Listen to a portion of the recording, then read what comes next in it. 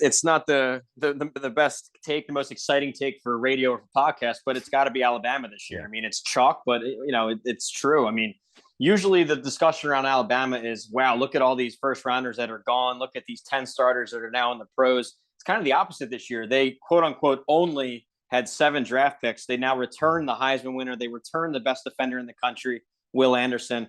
They return all conference and all American guys all over the place. The number 1 recruiting roster still sits there in Tuscaloosa, and he's really dominated the transfer portal too. So they continue to harness all the modern tools of the game, the modern offense, the building out a huge army of staffers, analysts, everything, and now the transfer portal. So all that to say, Alabama's the prohibitive favorite. Plus, they have revenge on their minds too. After losing to A&M, losing the national title, and then losing to A&M again on signing day, all that drama. I mean, they're going to come out with their heads on fire. So I think Alabama wins the SEC and is my pick for the national championship.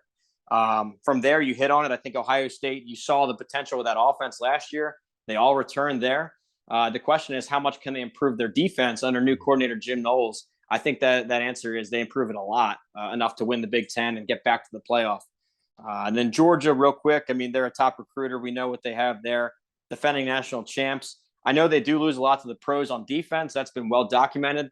But when you watch Georgia and when you look at their snap counts, they rotated more than anybody in the country. They had so many 5-star bodies that they had specific roles and situations they would use guys. So while the returning starter number looks a little low, these guys are all experienced and they're just next year's first rounders, really, if we're being honest. So, and then the wild card pick at number 4 was Utah. And how I came to that was there were 3 leagues left, either the ACC, the Big 12, or the Pac-12.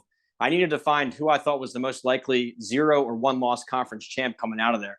And this is not to say that Utah would go beat A&M and Arkansas and Tennessee and run through the SEC or anything, but given their schedule, their path, I think they have the most likely path to 11-1. So we saw them turn a corner under new quarterback Cam Rising last year, a very trusted, proven staff under Kyle Whittingham and Morgan Scalley, their coordinator. So I think they take the next step and they break through to the playoff.